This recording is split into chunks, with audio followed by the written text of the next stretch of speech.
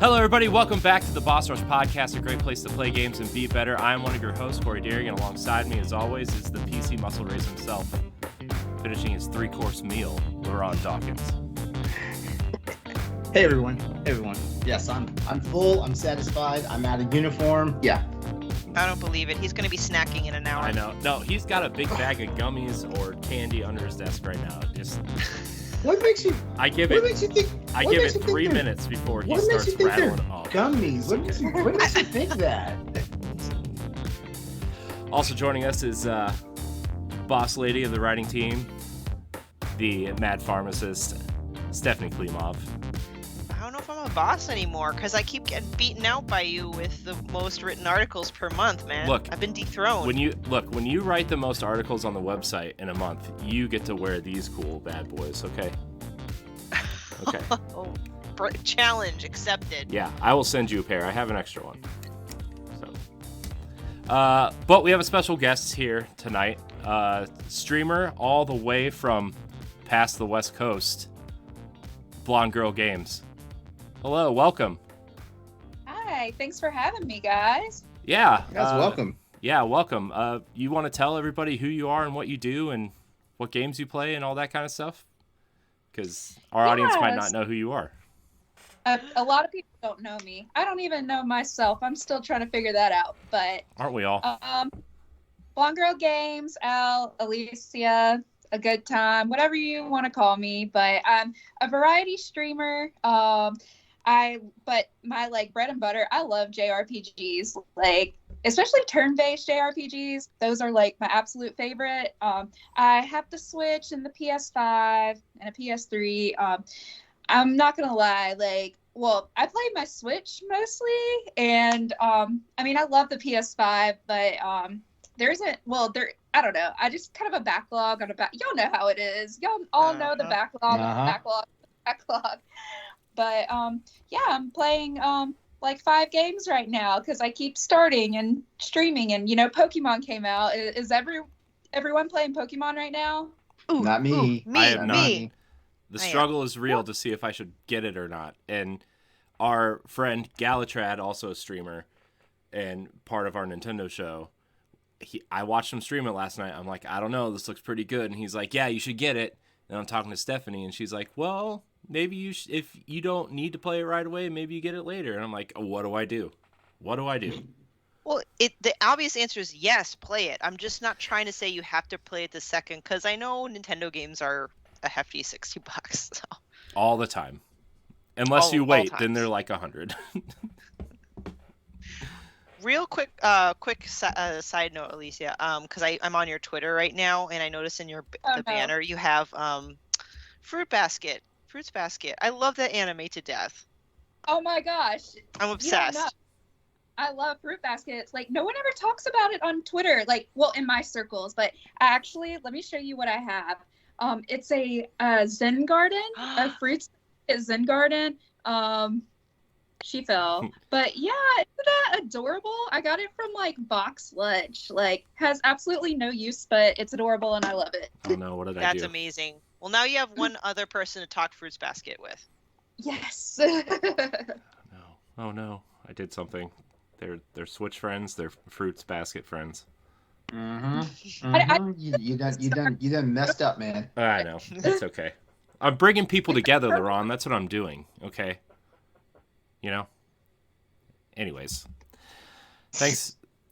Well, thanks for coming on. Really appreciate it. I know you kind of are time sensitive because of your child, but appreciate you hanging out with us for a little bit tonight. Also, LeRon and Stephanie, thanks for holding it down last week while I was gone. It was man. You were doing that. You were doing that hard work, weren't you? I was, dude. That was a lot of hard work. Faces. Look, it was a lot of hard work last week. Okay, It a lot of fun from all the posts. Looked like more fun than work. No, It was a lot of work, guys. Okay, I gotta keep the professional face on. Sure. Yeah. But I'm sad I missed Laura together. I love them so much, and I'm glad. They're awesome. Oh, that was a wonderful experience. That was my first time seeing, well, not so much seeing them, but definitely hearing them and interacting with them. I thought you were about to like reveal their identity like Spider-Man. You know, I thought they were finally going to show their faces. Oh. Yeah, we didn't really pry that much, did we, Stephanie? We didn't do that much prying. No. But I was really thrown off by, and I don't think people could see it because of the tech issues, but Mystic, like, how do you explain it, LeRon? Like the Skype, like instead of their faces, he put like a feed of all the games that they covered. Yeah, and for some strange reason, Skype wouldn't translate it correctly through the NDI source for OBS. I'm sorry if I'm putting all this nerd talk into it. Tech we Talk. wanted that. Yeah, we had our first edition of Tech Talk with LeRon last week. Oh gosh. Let's. Is that a new show? Is that what you're pitching? Hey, anytime I host a show, like you might get a Tech Talk. Oh god. Yeah. What does a Tech Talk for After Dark look like, LeRon? Ooh. Depends on what size batteries you have. Oh Jesus Christ. Man. One of those.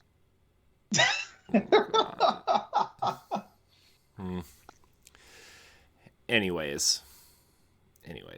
Yeah, last week was fun. I am glad to be home though. West Coast time to East Coast time is still I'm still catching up, and it's been 4 days since I've been home. So I think you're catching up from more than just jet lag. no, that's not true. We saw them pictures. Listen, I went to bed bright and early every night. All right, so on a scale from Ubisoft to Activision Blizzard, how crazy was this party? Oh god, no, it wasn't. How crazy was this company get together? Look, it wasn't that crazy. Then none of the things we did were that crazy. It was just like a lot of fun times and a lot of like adults having a party and being friendly with each other. Okay, it was just a good time. Stephanie, it sounds like he read the HR manual about what to say after you come back from a company I did. trip. I had to get certified in sexual harassment before we went to California, because California, if you do business in California, there's like they have a lot of stricter rules out there than like we do out here, I guess, apparently. And you have to have like I literally have a certificate that says I am certified in knowing what sexual harassment is. So Callie don't play. Put it on the wall because that's pretty impressive. I have a bulletin board over here. I'm just gonna slap it right in the middle. You know, maybe I'll get it framed. It'll go right next to my wedding picture and my child's 1-month-old picture. Yeah, Callie don't play with people. Nope. But yeah, it was a good time. I got these cool glasses. I also got a bunch. We did this thing called a Yankee swap, which is like everybody brings a gift from their hometown and then like passes it around, and somebody gets a random gift. And of course, the one person I get, Carl, I know you're watching. My daughter stole the hat. I'm sorry. I am sorry. My daughter stole the hat, but I got a bunch of Chiefs stuff. Kansas City Chiefs stuff, and I'm like, this one stings a little, Carl. You're lucky I like you, Carl, but it still stings, okay? Still stings. So, I wish I could find my necklace. Look, my daughter stole all my stuff. The necklace was like the coolest part. Well, she's got good taste. I know.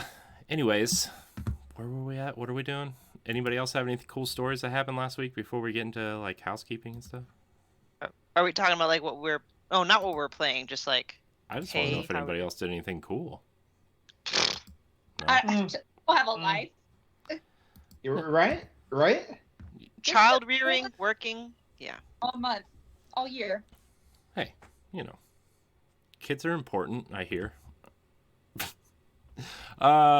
All right. Well, this is the Boss Rush Podcast, the flagship show of the Boss Rush Network, where each and every week we get together with our friends from around the internet to talk about everything we love about games, movies, and more. You can catch the Boss Rush Podcast every Wednesday night live on twitch.tv/Boss Rush Network or on our YouTube and podcast services every Monday morning. You can support us at Patreon for just $1. You get After Dark, Standard Definition 2 weeks early, and Boss Rush Presents 3 days early, as well as this show on Fridays instead of Mondays. Remember, you can follow us on all social media at Boss Rush Network. Join our Discord and Facebook group. You can find all of our shows and content on bossrush.net. Store updates. The Disney shirts, the Standard Def Disney shirts are up. The Standard Def Indiana Jones shirts are up. And the Standard Def Marvel shirts are up. So if you want to catch up on Standard Def and rep your favorite show. By the way, LeRon, Mass Effect shirts are coming. Hell yeah. What? Hell yeah. We're getting a Mass nice Effect shirt? we getting a nice ass N7 shirt. Yeah. Well, it's going to be like the Mass Effect logo, but it's going to be a Standard Def shirt. Oh, if we do like a standard def of any Nintendo IPs, we probably won't be able to do that, won't we? Nope. I don't look. I don't know. Disney let me use their font. Okay, if Disney can let you, Hey, well, you weren't able to do Nintendo POW block. it's because I wrote Nintendo on the shirt, and Nintendo is trademarked. I'm shaking my fist at the sky right now. I know. Nintendo! Good luck. Good luck. I know. That's what happens when your favorite gaming company is not your friend. Look, Nintendo will get you. Okay, they don't care. Nintendo will get you. They say they're your friend, and then they'll get you. Right? Didn't they just Lies. take down like a ton of videos off of her something? Some YouTube stuff. They probably did. They probably did. I don't know. I mean, Disney will hunt you down. Like, I heard that they tried to get elementary schools or something. Like, yeah, for like playing a movie. Yeah, I mean, yeah, Disney will get you too. Disney is I mean, Disney's just the white American Nintendo, right? So they'll get you. It's gonna rule the world. It's gonna rule the world in 10 years. Yeah, it's true. They'll just buy everything, and then Apple will buy them, and then Apple will then rule the world. And then everything will just be owned by Google, Apple, and Microsoft. What about and Amazon? Yep. So, I love companies that just want to take over the world. That's, yeah, I don't know. I love Disney. I love Nintendo. I love Microsoft. They're just gonna buy me someday, maybe. I'm for sale, guys. What's your price? Look. Oh wait. We should say this for After Dark. Yeah. All right. Let's put a pin in that. Yeah, All right. just put a pin in it. It's my topic. It's totally my topic. Oh boy. So another reason why you guys should sign up for Patreon. It's a low price to get this premium content early. Yeah, what is Corey's price? Premium, yes, premium content. That's what we're selling here. At the... Yes, naughty video games. Oh Come my on, gosh, there's a lot. Yes, there's a lot. We are scheduled through almost April. That's incredible. That's amazing. So like in like a couple weeks, everybody gets a week off, except for this show because we don't record in advance. It's okay. All right. Well, since we only have you for a little bit, do we want to talk about what we're playing, or do you have a topic you want to talk about, or do we just want to talk about what we're playing? Yeah. Okay. Well, you're our esteemed guest. Do you want to tell us what you're playing? How's Pokemon going? Oh, I feel like there's so many like conflicting like conflicts. I feel like, well, I don't know. I say that, but I feel like the majority of like everyone who plays it loves it.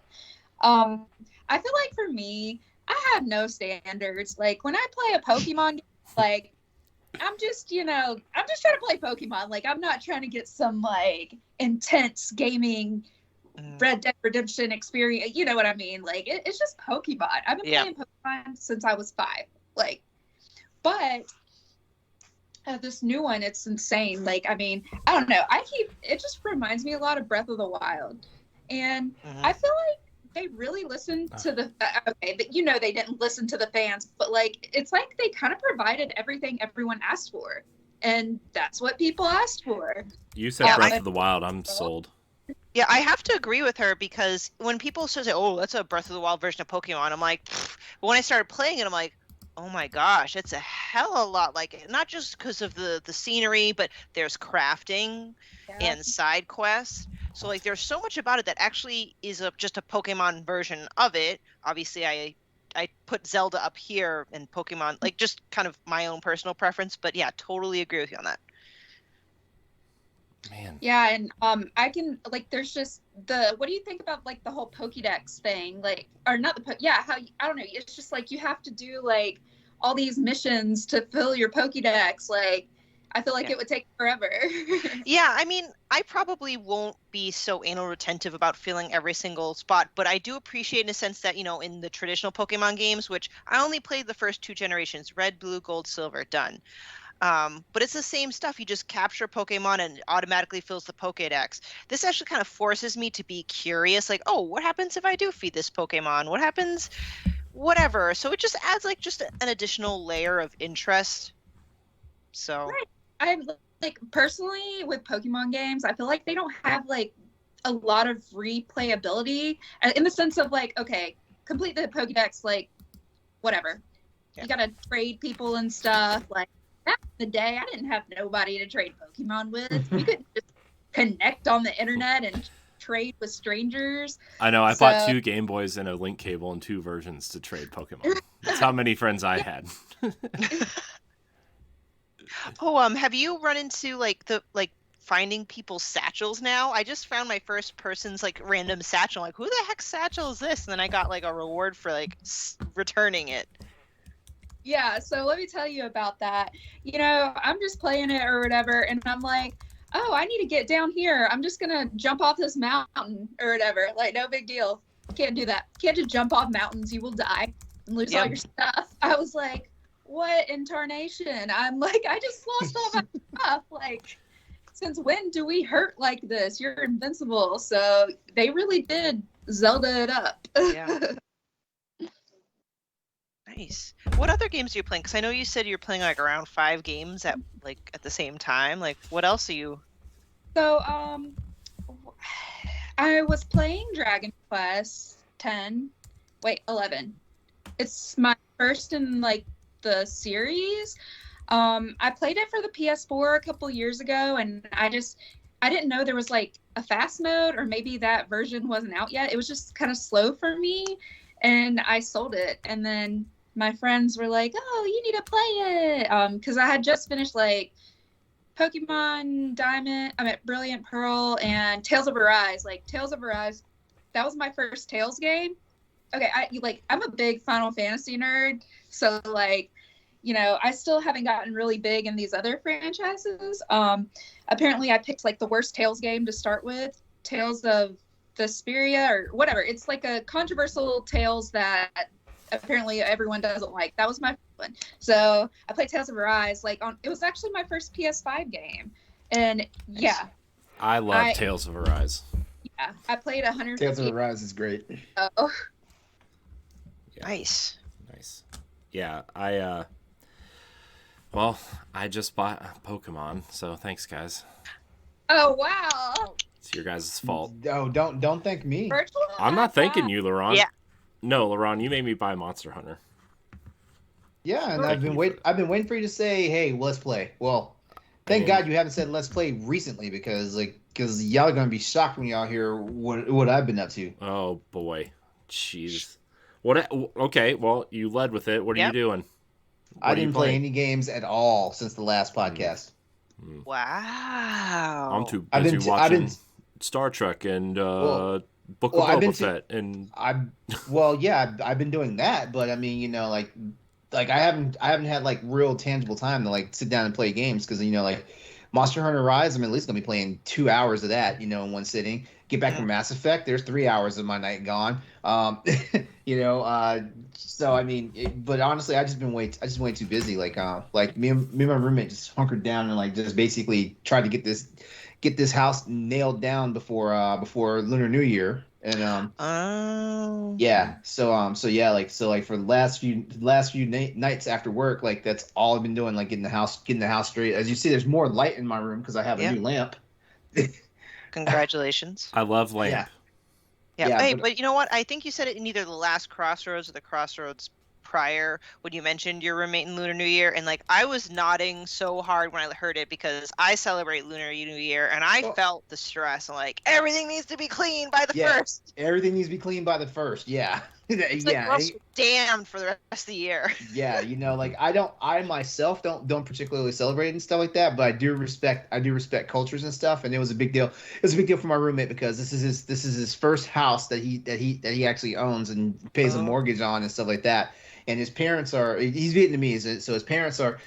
I'm not gonna say they're like stalwart, but they're technically they're all a family of immigrants. Like nobody's actually first generation in the family yet. Like his brother just recently got married, so like whenever him and his wife have kids, they will officially have the first generation for their entire family here. Yeah, that's how my wife is. So yeah, so everything is basically like it's to tradition. Yeah. So I respect it. I'm one of those people. You guys have learned by now, given that you guys are with me on After Dark. You guys know, like I go out of my way to make sure I respect people's traditions, their values, and things like that. So, yeah. So yeah, like I just crossed over into season 2 of Cobra Kai. Like I'm really starting to love the show. Well, I was digging it from the first season, but you can tell there's a tonal shift in the writing. Like something happened in the back half of the first season that now it's like, oh, these guys are taking it seriously now. I can tell you what happened. Netflix acquired it from YouTube. That's they got that Netflix money. That's exactly what it was. And yeah, like it just got renewed for season 5. So that's something. Yeah. Wow, there's already 5 seasons? Well, they just wrapped up number 4. They just wrapped up number 4 like less than a month ago. Yeah. Wow. Yeah, that's crazy. I can't believe that show lasted that long. I thought it would last for like. I thought it was like a 1 or 2. I thought it was gonna be a 1 or 2 season show. Yeah. And then when I kept hearing like, oh, new season of Cobra Kai, I was like, huh? Jeez, what's happening here? Look, people love Karate Kid, I guess. Yep. Yeah. No, I mean, like, of course, I'm celebrating because we got announcement dates for Picard season 2, Star Trek Picard season 2, the first season of Star Trek Strange New Worlds.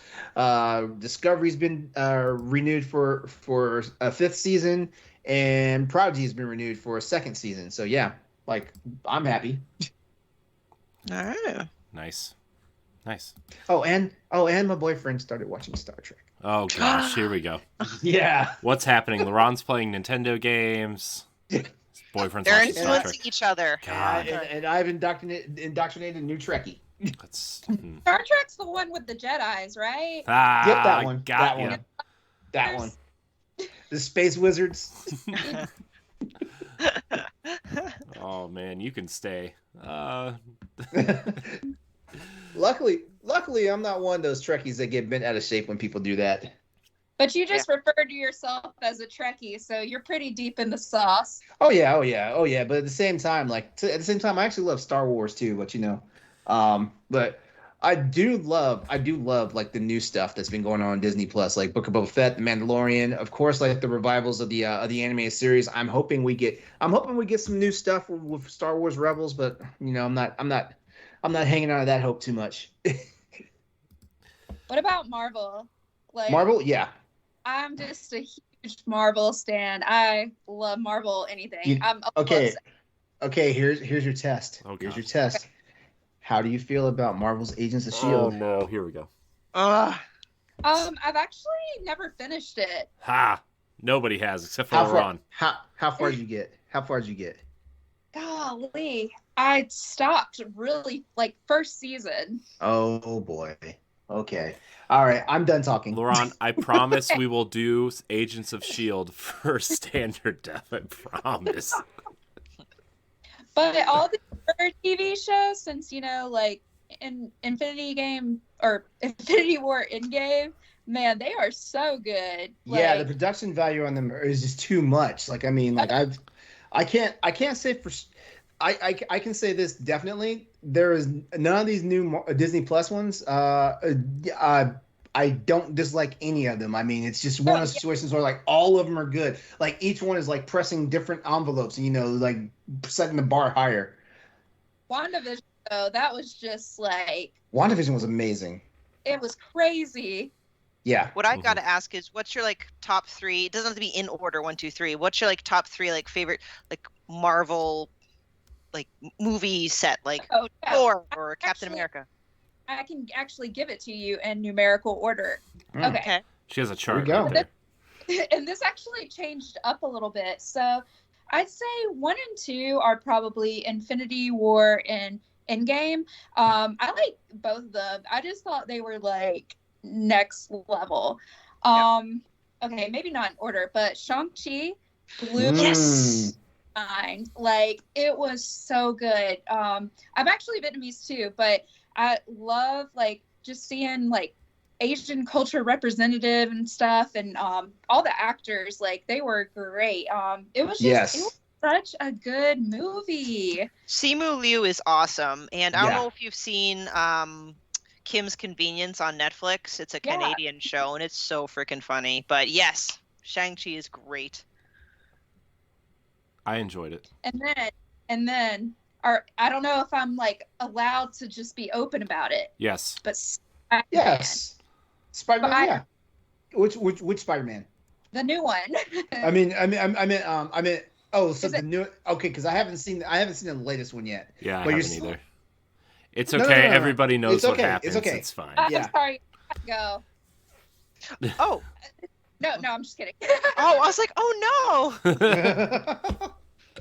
no. Well, given that I haven't seen Spider-Man or Eternals yet, and I can only go up as far as Shang-Chi, but my top 3, like, still my number 1 film is Captain America and the Winter Soldier. It's also mine. My next to that is Ant-Man, the first one. Yeah. And after that, I'm probably gonna say like, it's probably gonna be Thor Ragnarok. I feel like that's a very controversial, like, not controversial. Like, I just feel like it's unique. Like, it's interesting. They're not. Here's the reason why I like Ant-Man. Well, number 1, Ant-Man is like, if it was not attached to the Marvel universe, Ant-Man was just a phenomenal movie all on its own by itself, But the fact that they add but the fact that like it gelled with the MCU is amazing. I love because I don't really suffer from MCU fatigue like a lot of people say they do and stuff like that. But like when we have so many serious movies that are going in one direction and stuff like that, a movie that's basically a side story but actually fits into the canon is great, for me, because like it helps me take a break from like keeping track of everything else that's going on in this story, like the main thing that Ant-Man did was Ant-Man was basically a tie-in or a prelude to Civil War, which actually I take it back. Ragnarok's off the list. Civil War is my third pick. Civil War is one of my favorites too. Yeah, like that was great. No, it was just the whole thing when Hawkeye meets T'Challa for the first time, and he's like, "I'm Clint," and T'Challa's like, "I don't care." Wow. Yeah, those are my 3. And notice 2 of the 3 were Captain America movies.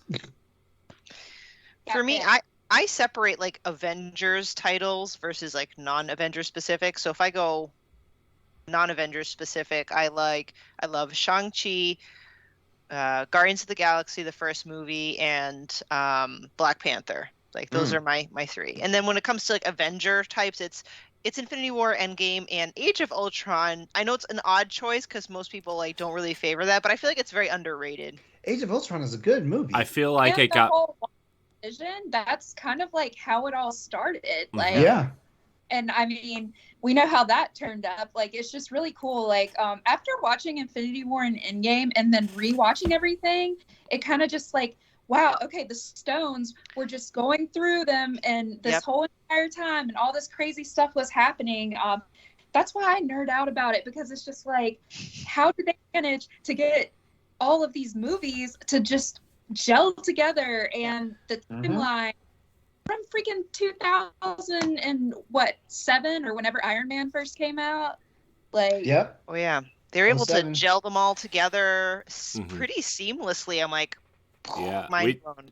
we just talked about this, LeRon, the other night when we did Iron Man 2 for standard Yeah. def. It's like, I feel like the movies that we didn't like before because we were Have kind of like redeemed themselves. they've yeah. they've redeemed themselves as the series has progressed, because you start to see all the little pieces they were setting up, and I really feel like Age of Ultron is gonna fall into that camp when we rewatch that too. It's like I like Age of Ultron. I really like Age of Ultron. I do too. I know I've I'm in seen the Age of Ultron I've seen it quite a few times. Like I actually enjoyed it, and I don't know, like I know this name is a dirty word to say, but I actually like Joss Whedon's content and stuff like that. For better or for worse, how shitty of a director You can separate he is. the art from the artist, though. Exactly.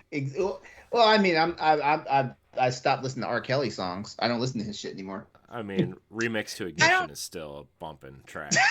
Okay, y'all, this is funny you say that because I've been thinking about this a lot lately. Chris Brown.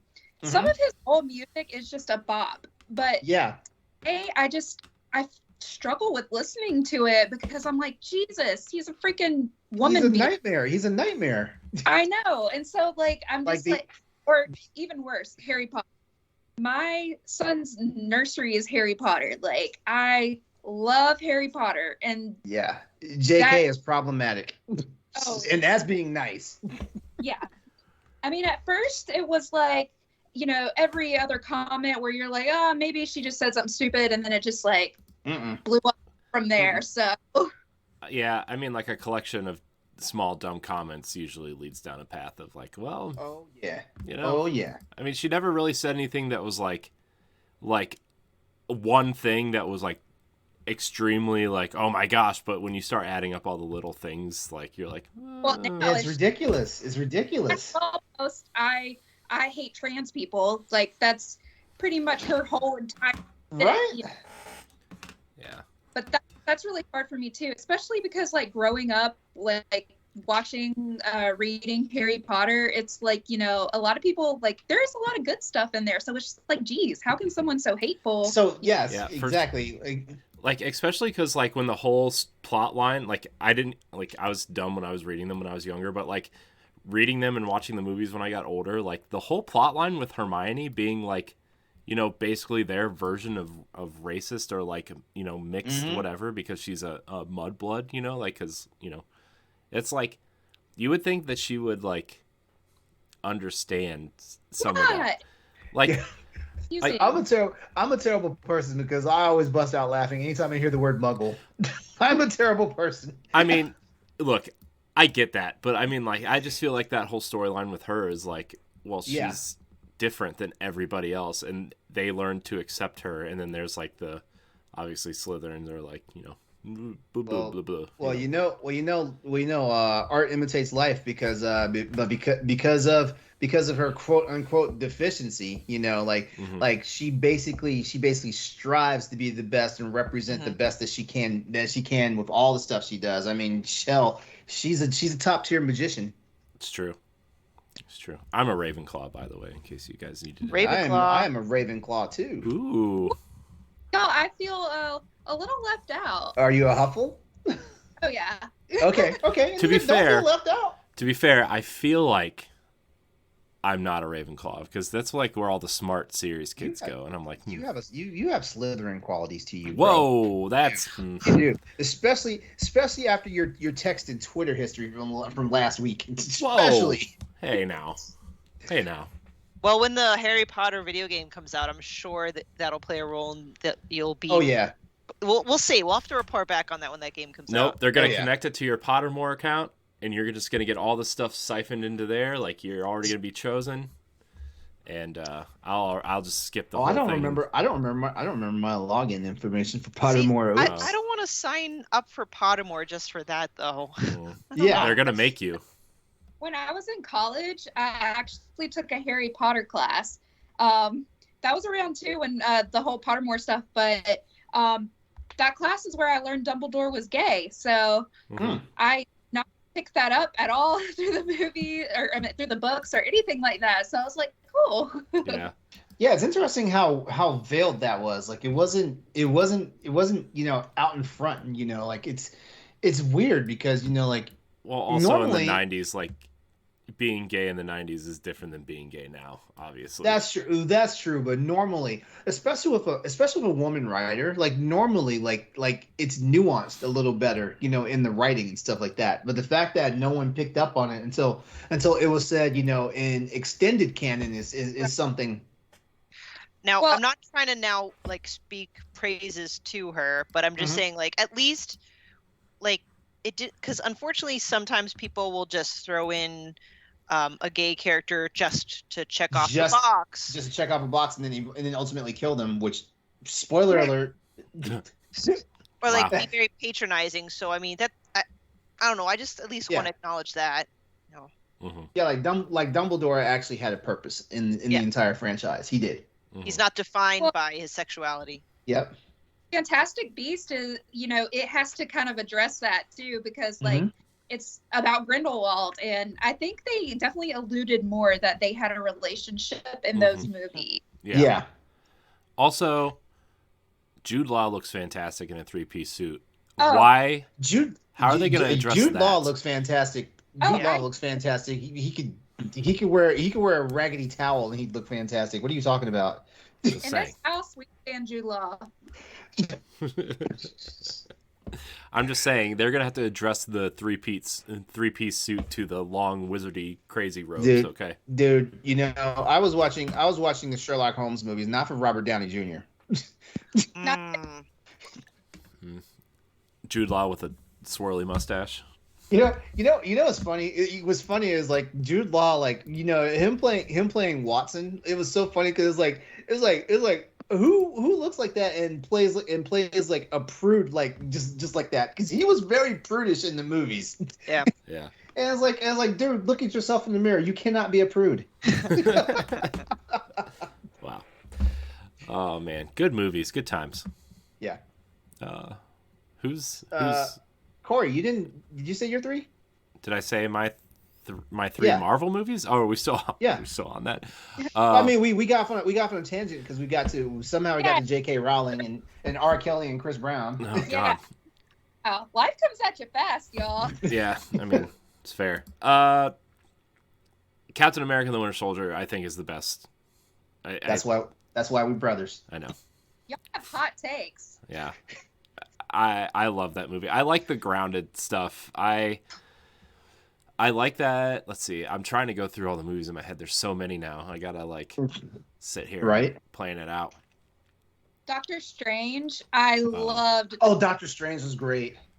I saw Spider-Man: Homecoming recently, and I was like, man, I didn't give this movie enough credit when I saw it the first time. Like, I liked it, but it inched into the top 10 for me.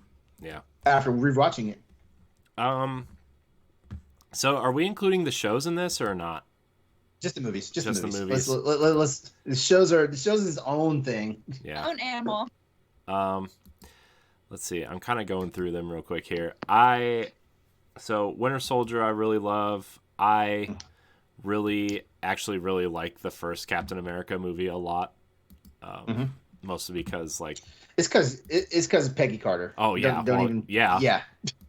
Dude. Peggy got the sauce. She's got all the sauce. I love the scene where Tommy Lee Jones throws the dud grenade and he jumps, like he doesn't even think, he just jumps on the grenade and it's like yeah, it's good, I'm telling you. And Tommy Lee's like, there's your hero right there. Yeah. And then I would also have to say, oh my gosh, there's so many. I really, so Infinity War and Endgame, I guess, that's I feel like you have to have that somewhere on your list because those two movies together pulled together so many threads and did it perfectly. And in Endgame, when you just hear Captain America standing there with the broken shield and Thor's hammer, and you just hear your he's standing there and it gets quiet and all you hear is on your left, and you just start seeing all the portals open up. Oh my gosh, when we were at the theater, and he yelled Avengers and then he said a symbol. The whole theater was the just whole erupted. Theater just howled. Like you couldn't hear anything that was happening in the movie for like the next 5 minutes. It was insane. Well, I remember after Infinity War, because I always go to the midnight shows or whatever. I just remember walking out and no one said a word. It was like everybody's puppy just died. Yeah. Yeah. And everyone's like, what the fuck just happened? Yeah, like oh my like I remember like I felt my heart sink when Okoye was saw T'Challa just like fade in front of her. She was like, my God. I was like, oh man, this is bad. Yeah. Yeah, it's like you should have went for the head. I'm like, no. Yeah. That and poor Wanda having to kill the love of her life and then having it rewound on her and having someone else murder him. WandaVision really encompassed, like, you can't even imagine the despair of everything she has went through until WandaVision, because like, everyone she has ever loved, ever. So much grief, yeah. Oof. And like, I know it's up in the air. Like, I don't know if they're gonna make her like the bad guy or, you know what I mean, in this next one. So I'm kind of curious how they handle that. Yeah. Yeah. She was like, I'm not really like, I don't really care for like the cosmic or like the magical stuff that really happens in these movies, and I understand that that's where they're going, and I'm just gonna have to suck it up and watch it anyway, because that's who I am. But like, Wanda was like the most relatable. She was the most relatable any of these characters have been for me, at least like, in that entire run. I feel like anyone that's actually sat down and watched all, what was it, 9? Wait, was it 9 episodes of WandaVision? I think it was 8. 8? Okay. Anyone that sat there and watched that, like, the one thing that WandaVision did well is it made the central character as human as possible. If there wasn't something about the character that didn't resonate with you, it didn't have to be the grief. It could have been just that she wanted to be left alone. You know, it could, you know, if it wasn't that, it was the fact that she really wanted a family. If it wasn't that, you know, it was almost like she just wanted to check out. It could have just been the simple fact that she wanted something that, you know, she couldn't have, you know, like it could have been something as simple as that. In Ultron, she's only supposed to be 16. Yeah. Like you never think she's that young. So like, she has to be like hella young, and you know. But I will say this about WandaVision, and then we can move on if we want to. I did like how they actually explained how like she got her powers, because I mean, you know we see them in Age of Ultron, and we kind of know they have something going on, and we saw them at the end of what was the movie? Which movie were they? I think were they featured in the end credits? Because it showed her. It showed her doing the thing with the magic with the blocks, and all of a sudden she just smashes them. Yeah. God, what movie was the one right before Age that? of Ultron? What movie was that? It was before Age. Was it Civil War? No, it wasn't Civil War. No, right before Age of Ultron. Was it Guardians? Was it at the end of the Guardians, or was that? No, that wasn't it either. No, it's crazy. No. We're just like Thor, maybe. Yeah. I don't know. There's too many. There's too many things going on here. Because, well, wherever it was at, like it happened right before like the mid season of Agents of S.H.I.E.L.D. because they showed Von Strucker and Dr. List, you know, for the first time in those end credits, and then they were prominent figures, and then Von Strucker and List were prominent figures throughout the rest of season 1 and season 2 of Agents of S.H.I.E.L.D. Okay. Subtle agents of plug. Oh man, good times.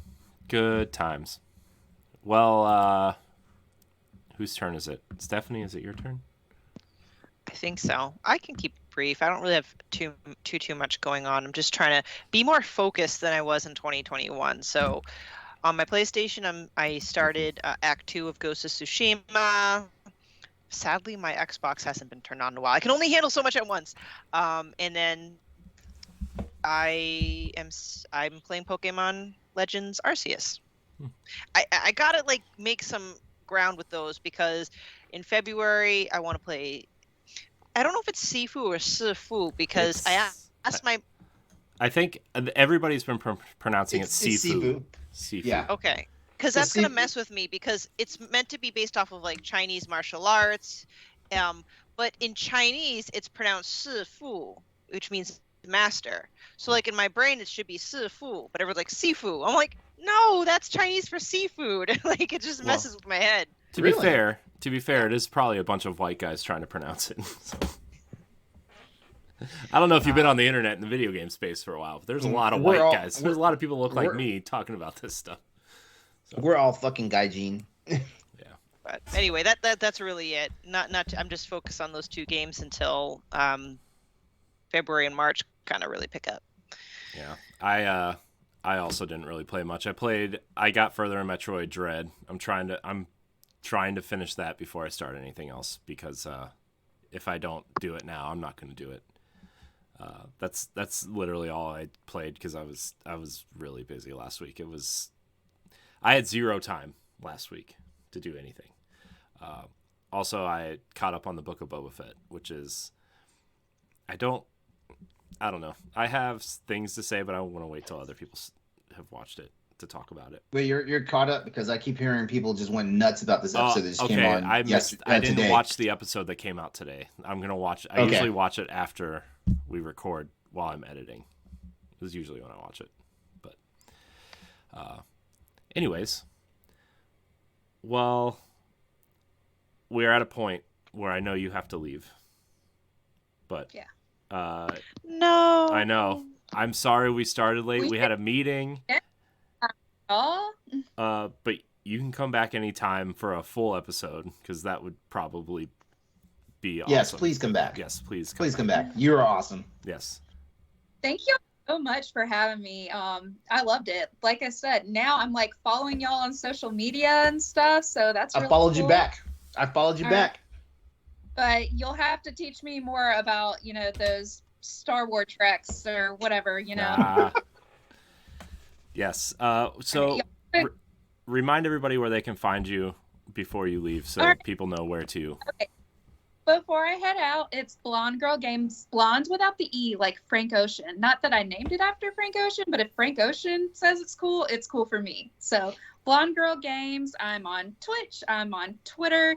I don't want y'all to know where else I'm at because it might not be great for the brand. But other than that, it was so great talking to y'all. And like I said, I can't wait to do it again. Yes. Yeah, of course. We'll see you online. Yeah, you're welcome back anytime. Bye. Bye. All right. So who has a topic? We'll probably only do one topic today, just because. Well, I feel like what we just talked about was its own topic by itself. Yeah, it kind of was. Yeah. So. Yeah. So who's got one? Stephanie, tell me you have one. Oh, crap. Okay, I was just about to type in the chat that I really need to go to the bathroom. Let me see. Hold on. Oh, well, you know what? Now would be a good time to pause for a commercial break. Commercial break. Wait, we do commercial breaks now? Well, we're trying to incorporate them. Yeah, we're trying to incorporate them. We don't have any commercials, but LeRon and I will start one. Well, okay, but before we do that, let me just pull up, because I did jot down notes. Not that I have a lot of notes, but I created a Google Doc just for myself. To keep track of topic ideas because, oh man, I don't know where it is. Is there not a thing in the Discord that says topic ideas? Yes, there is. Yes, there is. Stephanie, I even color coded all of it for you. No, and that's been super helpful. What are you talking about? I don't know. Because you know why? Because it's on Google Sheets, not Google Docs. Oh my goodness gracious. Sheets and Docs. They'll get you. Yeah, this is what happens when I try to be too organized. I make up too much stuff, and then I just shoot myself in the foot. Let's see what I got. If it's interesting. Boss rush ideas. Oh, is pre-ordering a game ever truly worth it?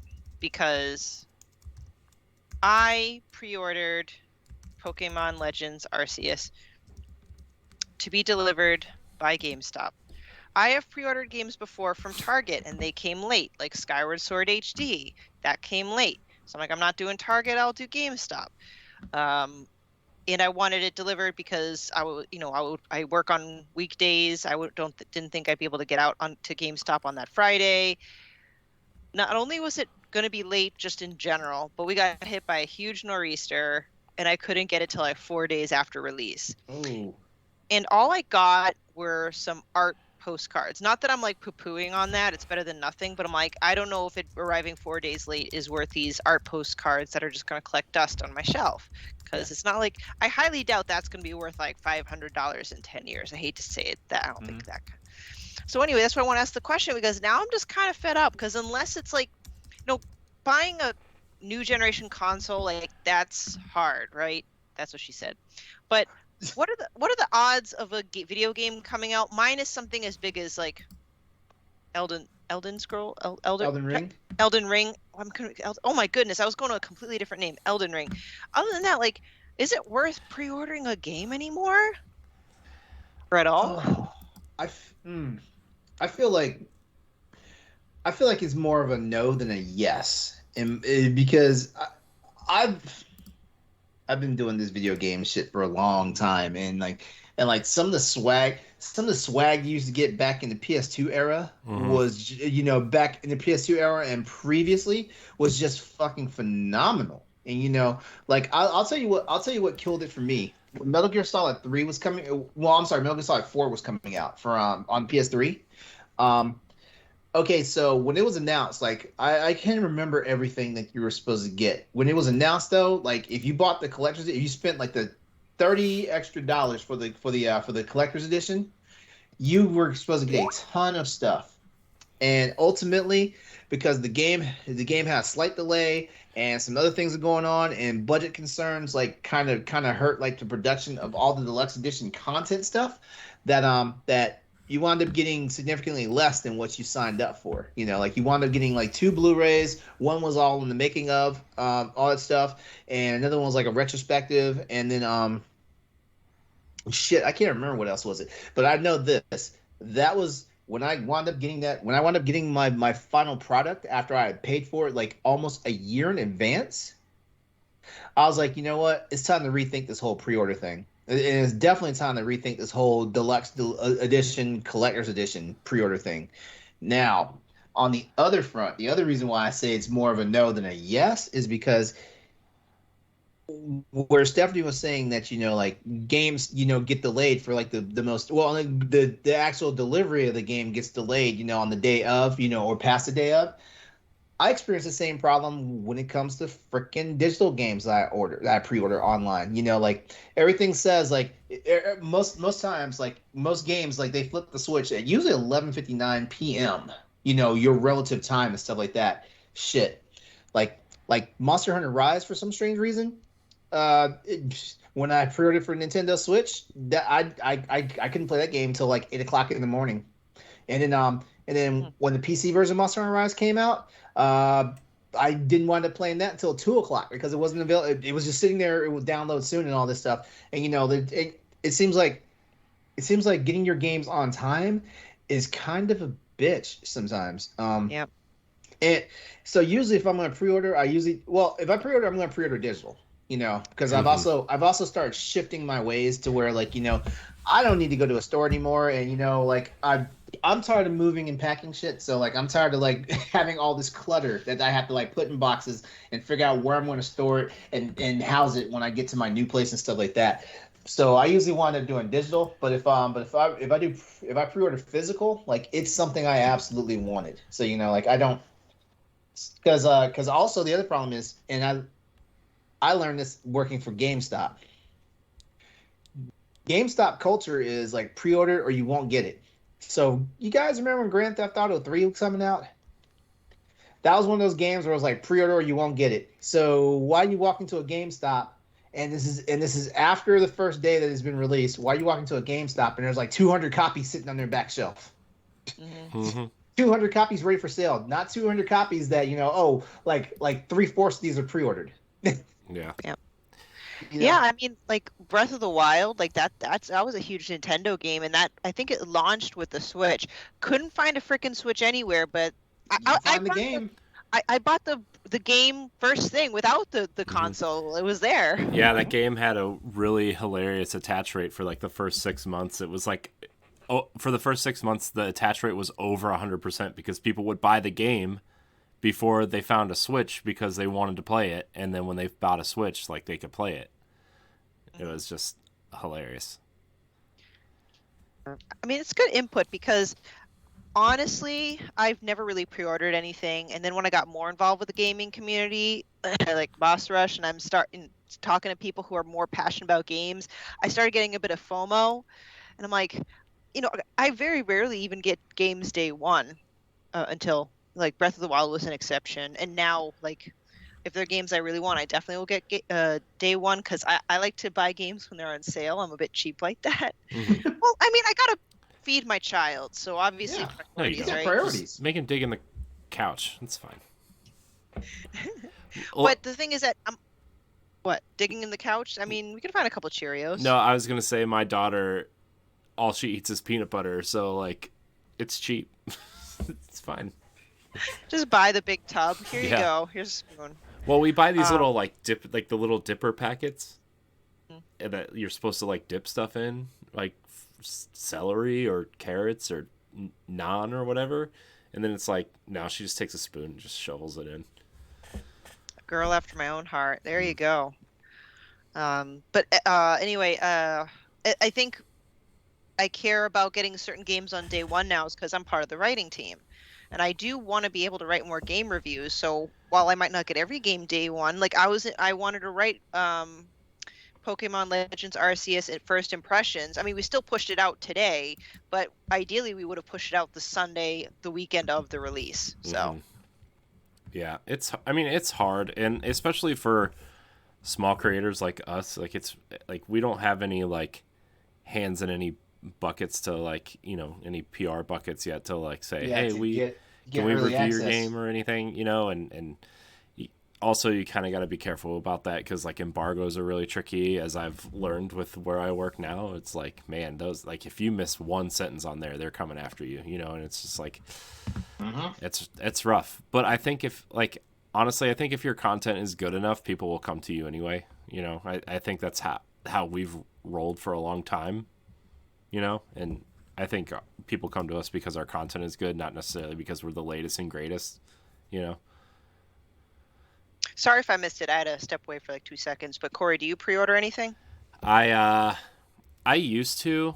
In like bigger games, I will like usually digitally pre-order them, and then if there's certain series that I collect the physical copies of just to have, like Halo or Gears or Zelda, right? And I'll buy it digitally, and then I'll usually, like, the weekend after the game comes out, it's usually $5 or $10 off on Amazon, and I'll just order it on Amazon. Because Pokemon Arceus right now is $49.99 on Amazon.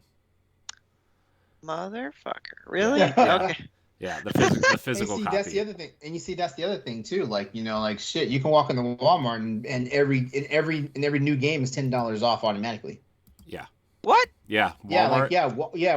Walmart. That's the way they push their physical sales for games, because like they take the hit on their profit for games, so you can go in there and buy a bunch of other crap you don't need.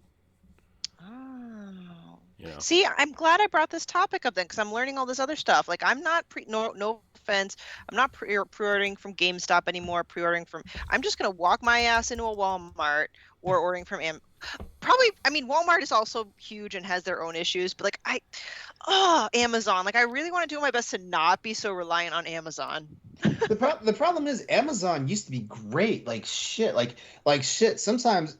There were stories that sometimes Amazon, like, you pre-order a game that's supposed to be out, like, let's say the game's supposed to be out on a Thursday. Mm-hmm. Sometimes you get the game on Wednesday. Like, Amazon used to be great. You would get the game. Sometimes you get the game early. I still get that when I like pre-order stuff, which is rare. But like, I got one of my Destiny statues like the day before it was supposed to be released from Amazon. And like, there's a distribution center like literally 15 minutes from my house. So, like, I can get stuff here same day, next day. you know. But I mean, I realize not everybody has that, and sometimes it takes them 3 or 4 or 5 days to get it to me, and I'm like, then why am I paying for Prime? You know, Exactly. What do you? I don't watch any of your crap. You know, my wife does, so I guess that's another reason why I do. But you know, it's like I want my stuff in the 2 days that you promised me, Amazon, and on day of release, Amazon. Yeah. We're for sale, Amazon, by the way. If you want to buy us, it's cool.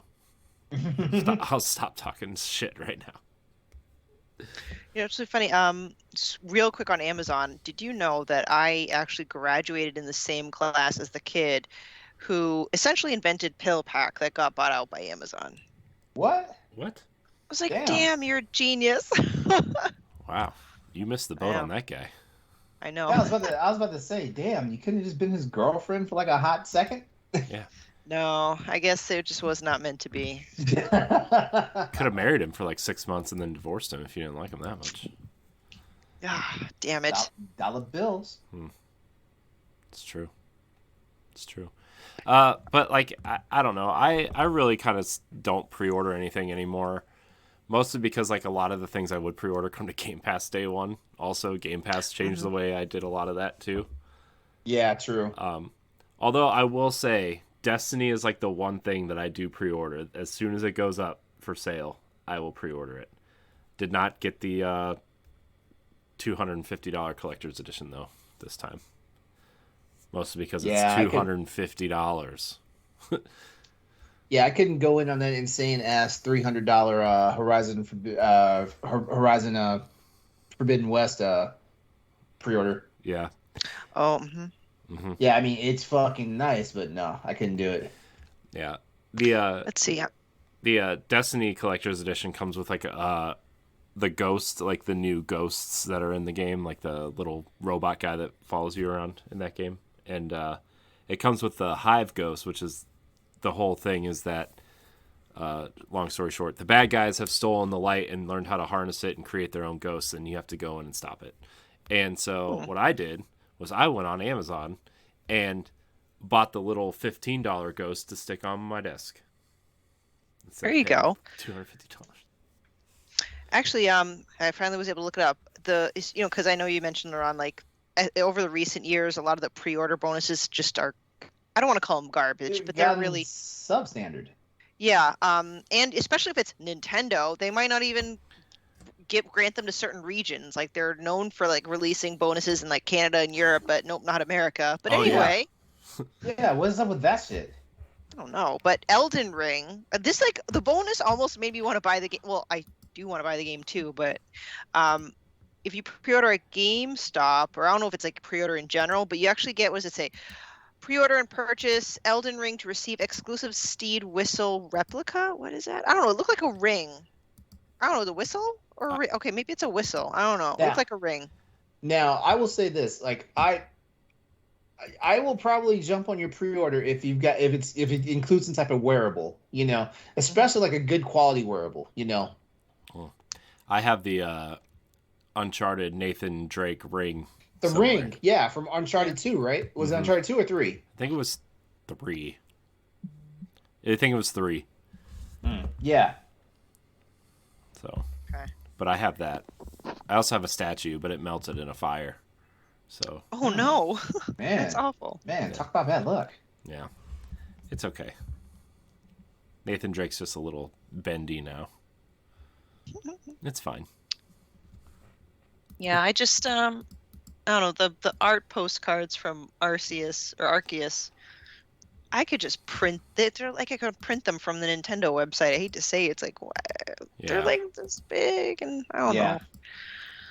And sometimes when you read, like, you'll get an art book with something, if not a pre-order, but like you said, a special edition. I feel like you have to read the specifics because some of the art books are like this big. Mm-hmm. The book that came out, Metroid Dread, wasn't bad. Yeah. I used to collect the art books, and then like they started getting real tiny in the game, so I would just buy the real ones. But now, like, literally the day after they come out on Amazon, they're like 50% off, so I just wait if I want them. Like the the Horizon Collector's Edition guide with the art book in the back of it is like $60, and it was on sale today for like $24. Damn. And I'm like, well, you know, I'm not gonna spend 60 when you have it on sale for 24. You know. So. I know. I'm just thinking, like, maybe. Do you think? I don't know. Do you think the popularity of pre-orders will go down? Like, do you think people will ever wise up? Because I know I've learned my lesson fast. I think not enough people will wise up because the one thing we know for sure is there's people who always want to show off. Like there are. They just want to like, you know, like, oh, look what I have, you know, like I got this, you know. It's just one of those things, you know. So yeah, like there's always gonna be people. It's just like when we see online when someone like makes a post and there's always someone that has their first response is first, and that's it. Mm-hmm. Same thing applies. Yeah, it's just I don't know. I just feel like a lot of the times, and I really try to keep this in mind when we're talking, you know, especially maybe not so much on this show because this show's pretty generalized, but like on Arsenal X or Pow Block or something, where like we live in a different realm of gaming than a lot of other people do, right? A lot of people just go into Walmart, they look at the gaming section, they see a game that looks interesting, and they pull it off the shelf and take it home, right? Or you have like the hardcore people for like one specific game that need the physical copies, like they will pre-order that game because they love it. Like Halo, right? There's like so many things you could pre-order for Halo. And what I actually like that Xbox did and Bethesda started doing a couple years ago was like you could pre-order the special edition without the game, because then they let you choose. Okay, and they would obviously knock that price off of the special edition of the game. Like if a collector's edition is usually like, you know, $200, the collector's edition would be $120, and then you could go buy the game either digitally or physically or whatever, because like a lot of people started making that transition from physical to digital, and they're like, what am I going to do with this disc? You know, I am I going to trade it in and then purchase the game again? You know, am I going to spend $90 on the $60 game? Yeah. So. And you know, you brought one thing. My brain is buffering. The one thing that's also kind of changing the way I'm thinking about buying games is now that I do have Game Pass. Like I am aware that many games do come out to Game Pass just in general, but also a big chunk of them are day one. And I'll admit, like I don't have the game off the top of my head, but there's a particular release for 2022 that I know will be on an Xbox platform.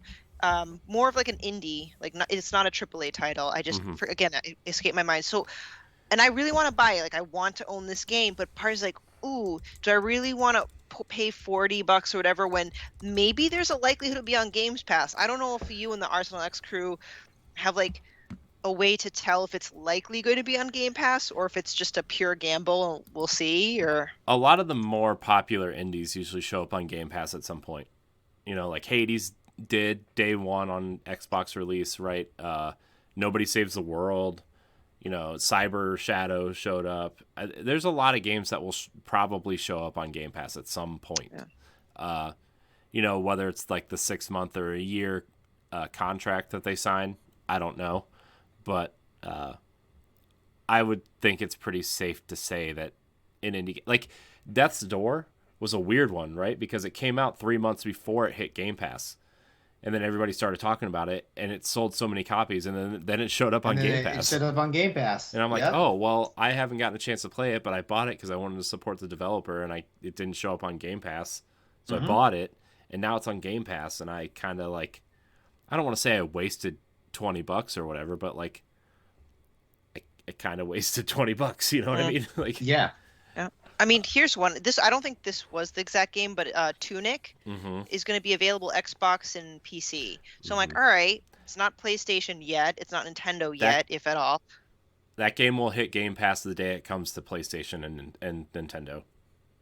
Okay. That seems to be how they did it, because with Death's Door, it came to Game Pass the week before it hits PlayStation. Okay. See, that's when I gotta now play the patient game. Like, do I I need to fight that urge of being first to get it. Unless I want to write a game review, obviously that's different. But like if it's just something I want to play, it's okay. Yeah. And then like the thing too is when things leave Game Pass, right? Like obviously Microsoft's first party stuff isn't going to leave Game Pass because that's their stuff. Unless it's like Forza and has something to do with licensing, right? Those things leave Game Pass. But like if it's an indie or, you know, Outriders is going to leave Game Pass at some point because it's a Square game. And I bet it leaves Game Pass maybe like a month or two after that DLC drops this year. And so it was on sale for $14.99 and I ended up just buying it, you know? And I do that a lot with Game Pass games. Like Cyber Shadow just left Game Pass and it's a game I wanted to play and just never got around to. So it was on sale. So I bought it. I bought it on Switch because it was on sale on Switch too, but I ended up just buying it because I want to play it, you know? And Switch is a great place for indie games, by the way, in case anybody in the last 5.5 years didn't figure that out. Indie games and inappropriate waifu games. Yeah. As well. Yeah. Oh boy, do I have a story for you for After Dark for that. All right. I found out something last week that I want to talk about a little bit. But we'll talk about it on After Dark. It's funny. Okay. Sounds good. But yeah, pre-ordering, like I don't have anything against it, you know, and like the next time if Destiny comes out with like a big collector's edition, like there's a statue that I've been wanting for Destiny that's not out yet, but like the pre-orders were gone in like 5 minutes and they're waiting for more stock. And like I really want it. They're like, so what they partnered with this company called Numbskull Entertainment and they are making all the Destiny collectibles and like the 12-inch statues are $70 a piece. Wow. I have a couple. I'll show them to you in a minute. I'm sure you've probably seen them. But like one of the most popular character in Destiny history, like for the 30th anniversary of Bungie, they created a statue for this character and it sold out in like five minutes. Oof. And like I was at work when they announced it, so like I couldn't like sit there and wait for it, you know, and it's gone, you know, and usually Amazon gets a stock in right after they release, and that's how I've gotten the last 3. But I've signed up for notifications on like 4 different websites for this thing. Which is dumb because it's just gonna sit on my shelf and be like, you know, it's Cade giving a thumbs up, you know, but Yeah. Hey, everyone has that like thing that they're passionate about. Like I will probably spend more money on anything Zelda related if it's like collectibles, and people will be like, why? But like everyone has their thing. Yeah. I mean, I used to be that way with Zelda, and then I went like even with the Breath of the Wild, that really nice one that came with the Master Sword kind of, you know, the whatever, you know what I mean, Master Sword in the thing. I don't know. I wish people could see that hand gesture. If you guys are audio, you don't like this hand gesture. What or this? I mean, Anyway.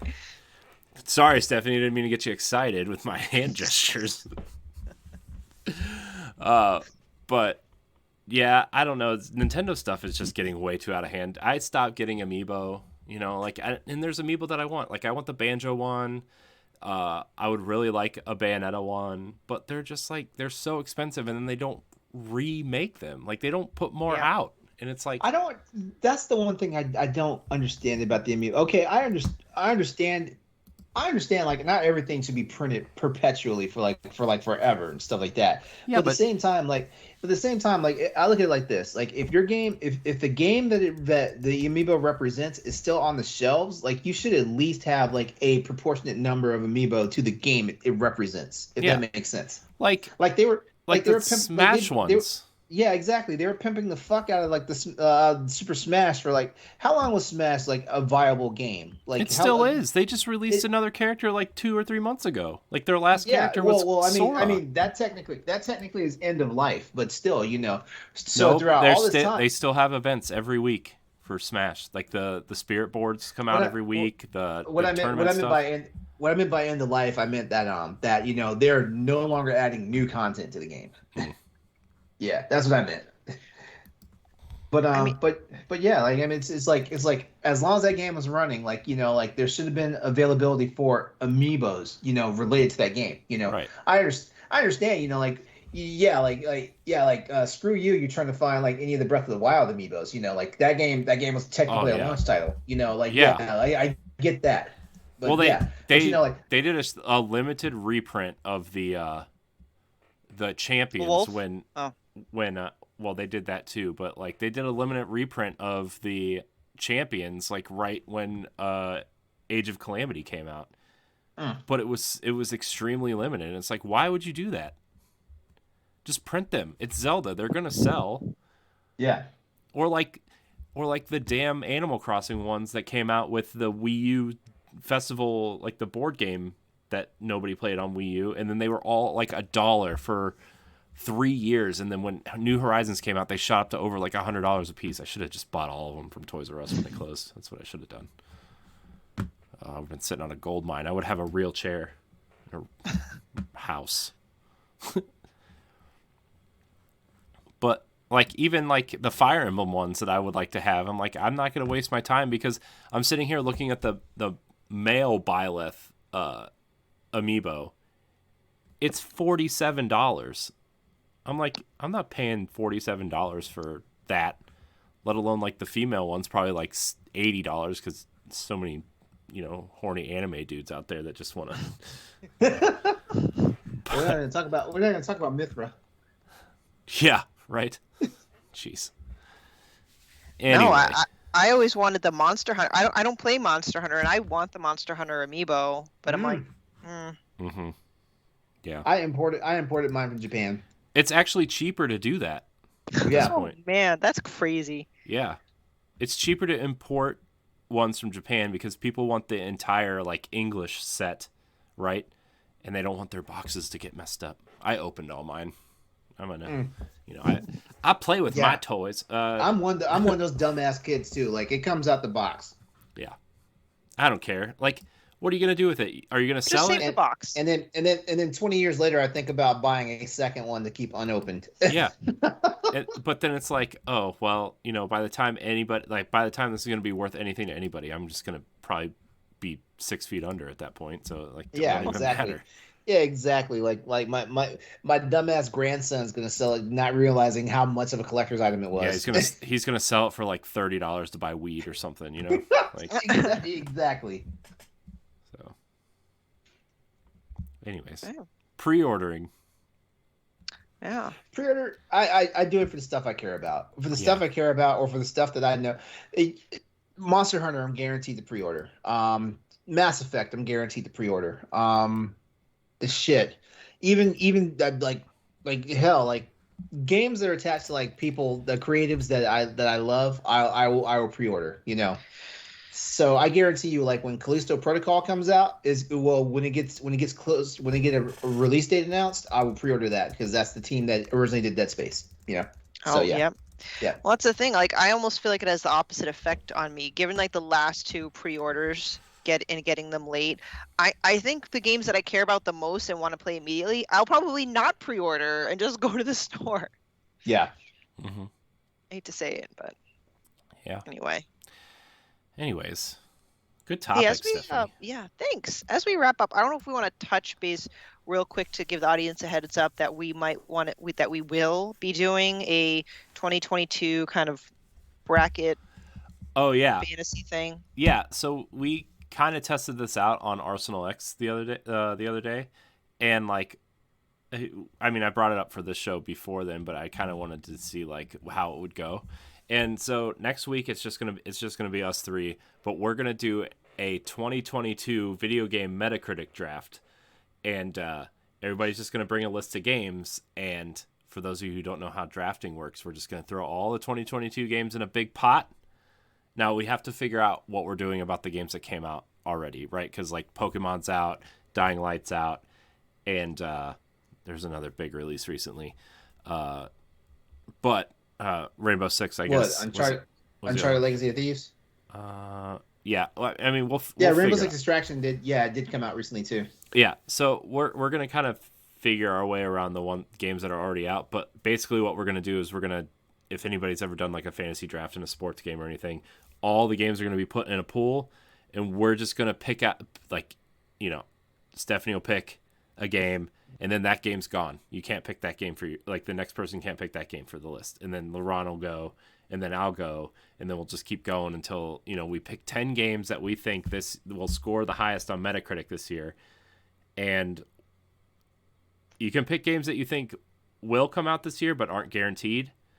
And so if that game doesn't come out this year, you get a big goose egg. It's disqualified. Yep. Yeah. So, but yeah, we're gonna do a 2022 video game draft next week. I'm very excited. Yeah. Stay tuned. And you know what?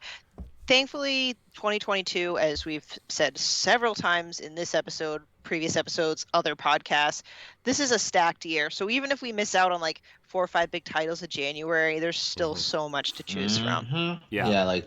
Plus, like February is already being classified as Hell Month. Mm-hmm. Also, like after Gamescom, I think we're gonna do like a round 2 type thing where if they announce games that are coming out like in the fall or whatever, Nintendo likes to announce a lot of things that are coming out within 6 months, and I know Xbox has a lot of clarification to do on their roadmap as well.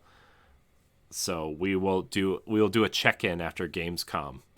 And we'll pick, I think, up to 5 more games for our list. Right. So, look forward to that, everybody. It's going to be a good time. Get psyched. Yep.